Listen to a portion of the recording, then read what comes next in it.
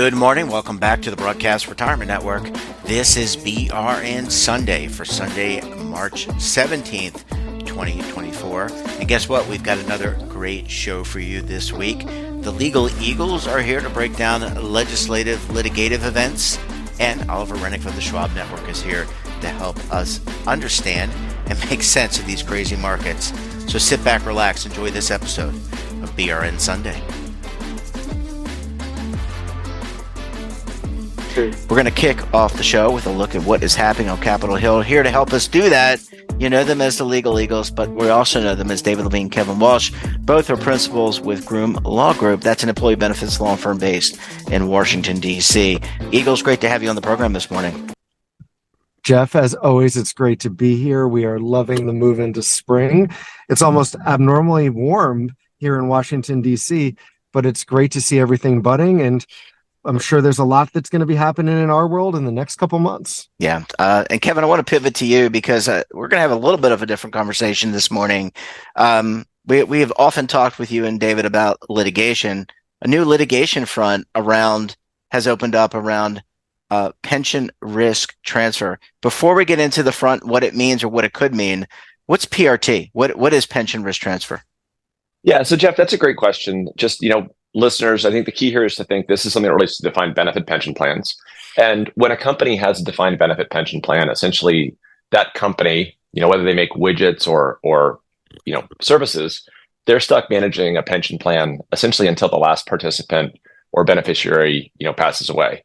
Under ERISA, there's one other way that you can terminate a pension plan. And that's if you go to an insurance company and you use the plan assets to pay the premium, and you essentially buy an insurance policy, an annuity for all of your participants. And so the pension risk transfer transaction is when the plan sponsor says, we don't want to do this anymore.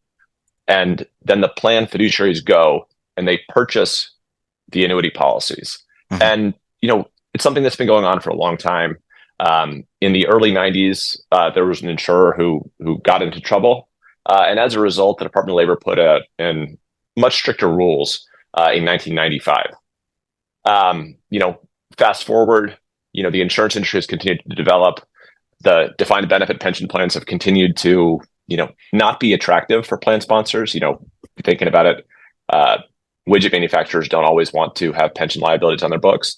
And in recent years, we've seen, more and more plan sponsors choose to terminate their plans and tell their fiduciary committees to go out and purchase one of these PRT annuity products. DOL has taken a closer look at this. Last year, the ERISA Advisory Council did a study on this, and they did a report that came out last August. The Department of Labor consulted with them, and they're working on their own report. And now what we've seen a handful of cases be filed against the plan sponsors and against the independent fiduciaries, alleging for a variety of reasons that the process that was used for picking the annuity provider or the annuity provider that led to selecting the annuity provider was defective. These are going to be cases to watch because, pension risk transfer really is the only way that a plan sponsor can terminate a defined benefit plan. So if we see more of these challenges, it may force companies to keep plans on their books longer. Mm-hmm. But, these are in the early innings, and, I think we're going to have to watch and see what happens in the coming months. Yeah. And David, I want to bring you into this conversation because I feel like, and I kind of tee this up as a potential front, but nothing is definitive, mm-hmm. Nothing is defined, and we don't try cases in public opinion. We try cases in the court of law. So there's a lot of fact finding and debate that has to happen. I want to get your reaction to this because it feels similar in some ways to the data debate that has been an open front on some of the litigation, right? They've opened up a new front. There's been a new front there. So anyway, your perspective on this, please. Sure, absolutely. And I think, Jeff, your data analogy is a good one because the data lawsuits, despite the claims, and obviously I'm on the defense bar side of the house, mm-hmm. Have been pretty much wins for the defense. And why do I go there? It's because there has been a little in the past a litigation over PRT that also was, in my book, a win for the defense. So just because a lawsuit is filed, it's in a sense one side of the story. It's a plaintiff's story, but the reality is pension plans have been terminated, and PRT done for decades. And Kevin really hits it well. Since the DOL put out its guidance in the post-executive life world, the system has worked very well. Is the defense side going to vigorously defend this? Of course. So do I automatically agree with what's being said? Absolutely not. But it does show that in a sense, the evolving world of litigation, and maybe we'll have a whole discussion on litigation generally again soon, is just ever evolving, whether it's the forfeiture lawsuits, whether it was in my mind, really unsuccessful thus far attempts on data, or whether it is the old church lawsuits, where as well there was a whole sort of cottage industry of lawsuits that were filed against church plans, and after a Supreme Court decision, those lawsuits basically have faded away. So we shall see whether these have legs or not. I would argue they shouldn't, but of course that's where my bias comes from. Yeah, and Yeah, gentlemen, David. I think the key is that the plaintiff's bar is always going to be creative, and they're always going to come up with new types of claims and see what sticks. And in some areas they may bring claims that benefit participants and ultimately lead to better outcomes. In other areas, some of the throwing spaghetti against the wall just tends to drive up plan costs in a way that isn't helpful. And I think it's just a fact of life that where you've got large pools of money like retirement plans, you're going to have litigation. And I think we're going to have to, deal with this next wave and each subsequent wave after this. I'm just trying to imagine the analogy of spaghetti against my wall right now as you guys are chatting. Gentlemen, we're going to have to leave it there. There's a lot more to discuss around legislation and litigation coming up in the weeks ahead. Enjoy the rest of your weekend, and we appreciate you joining us on the program this morning. Thanks for having us on, Jeff, and thank you, listeners. Thank you, everybody. Bye, gentlemen. Have a great weekend. Bye. Thank you, you too.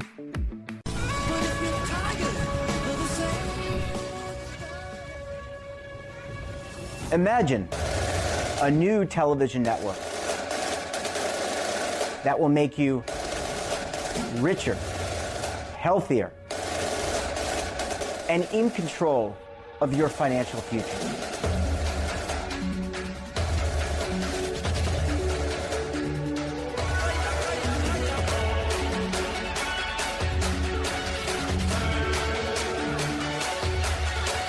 This network is for the policewoman in Nashville, Tennessee, the baker in Dubuque, Iowa, the teacher in Lexington, Kentucky. We want to make the idea of savings and retirement culturally relevant. But what do you see as a defining issue of the midterms? Especially for the smaller businesses. I mean, they are the lifeblood of the American economy.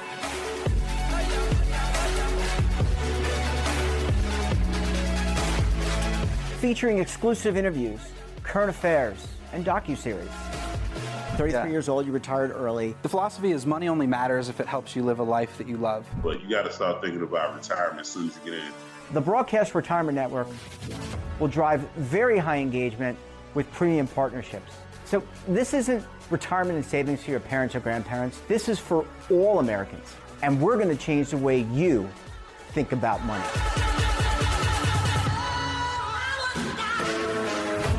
Welcome to the next frontier of retirement and savings. This is BRN, the Broadcast Retirement Network.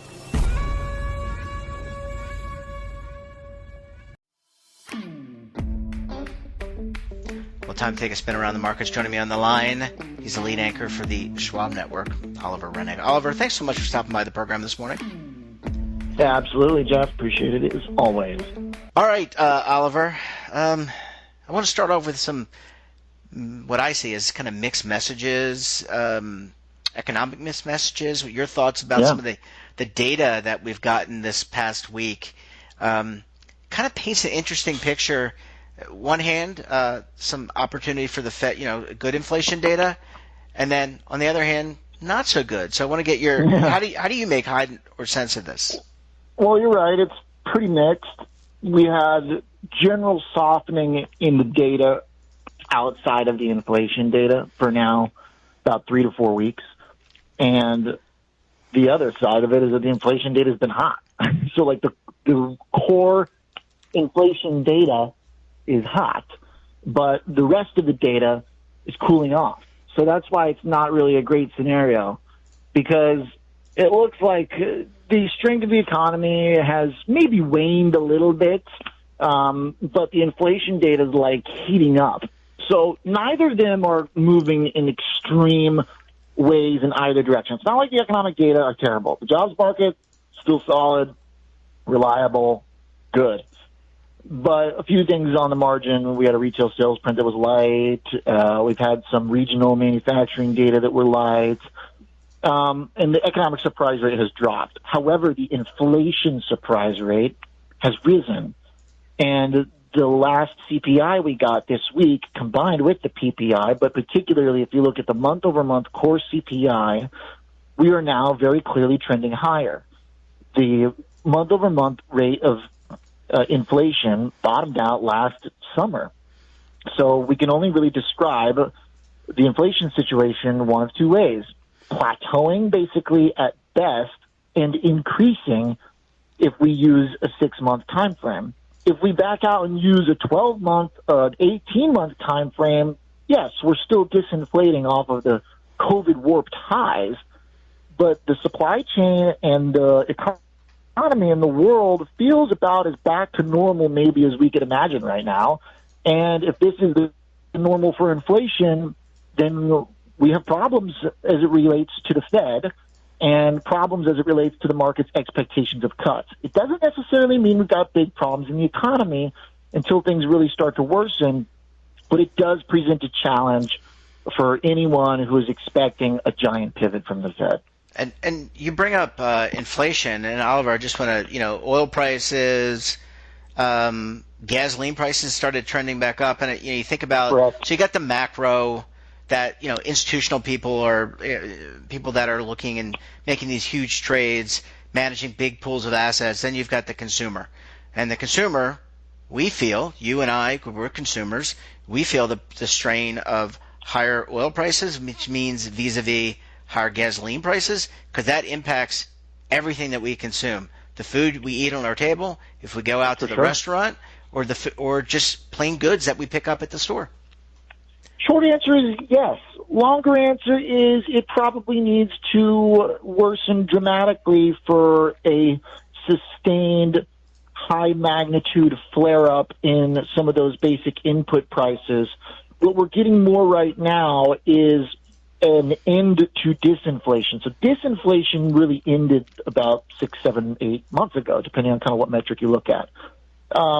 We made a lot of progress off of the highs of inflation, but we're not decreasing really anymore. And so the question about oil prices and input prices and the connection between all that is still very much to be determined. But on the margin, it does favor, right now, the charts, higher inflation. Crude oil this week traded above $80 again. And on the chart, looks like a real technical breakout. It had been flirting and staying under $80 for several weeks, and this week it managed to pop. And it did that while the dollar was rallying and firm, and while stocks were down. That is a very strong sign, a very telling sign that there is momentum behind the move in crude oil, because that's basically what happened throughout 2022 when we were dealing with inflation. Crude oil was rallying even as the dollar was higher, which kind of violates your textbook trading assumptions: higher dollar, lower crude oil prices. The move in crude oil was so strong that it moved even as the dollar was going higher. We also saw that crude rallied on days where stocks were under pressure. That looks a lot like 2022 as well. More and more things here. The more inflation data comes in warm, the more it starts to look like 2022 in terms of relationships and trend. Not in the same magnitude, not in the same scary levels of inflation. And it also is not looking like the stock market did in 22. Of course, the stock market is generally in great shape. So we do have to separate a little bit out the worsening inflation picture from a more broad, damning view of risk assets or the economy. Yeah. Warming inflation is not generally good for those two things, but they're not at like a tipping point just yet. At least the charts don't look like it. Sorry, I didn't mean to interrupt you, Oliver. I was No, going you're to just ask, one of the drags that we've been talking about, you and I and others, presumably your own guests, commercial real estate. That seems to be kind of a drag or a potential drag. Any thoughts about where that stands? Because return to office, there have been some really tough return to office policies, but I'm not sure that they're necessarily working. But there's still a lot of office space, a lot of retail space that's going unleased. This has a material impact on productivity, but also has a material impact on stock markets. Absolutely.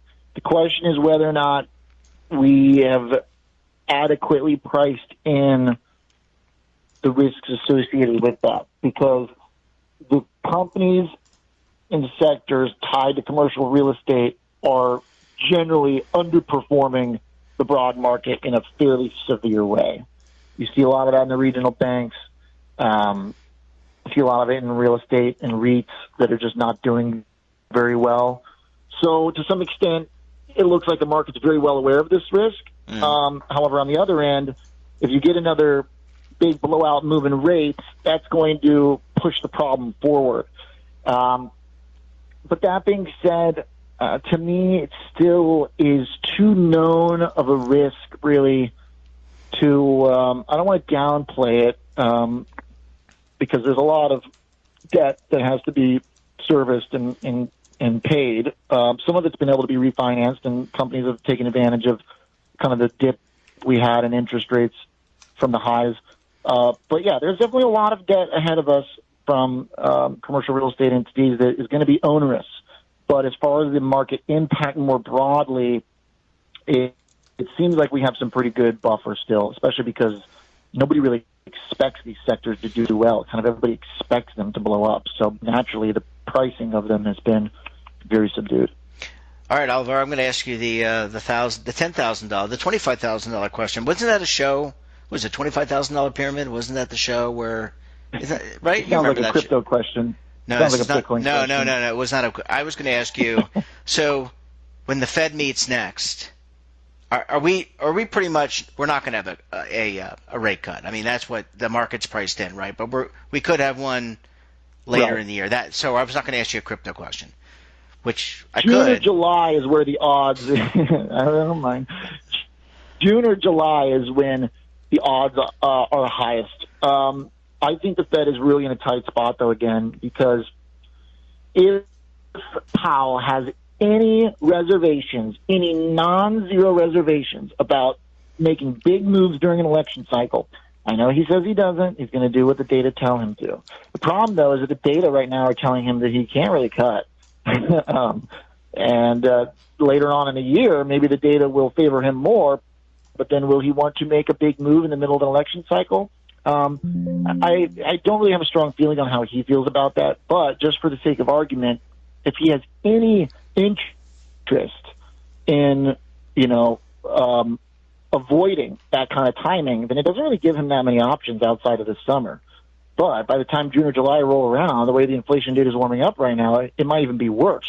So if anything, one might be able to argue that he should cut right now if he really wants to, because he could argue, we've disinflated enough and we're on our way there. But if he waits another month, if we get another print higher next month for inflation, which it looks like we have a good chance of doing, it's going to be very difficult for him to argue that we're making progress towards his goal. So he may not cut this year. I generally am drifting more into the camp that they're unlikely to cut this year, because it doesn't look like the data is helping them right now. And it's just so hard to see, into the future during an election cycle what's going to happen. Yeah, well, maybe he missed his window, and to your point, maybe He they might missed have, their window. And the question, if it was ever open.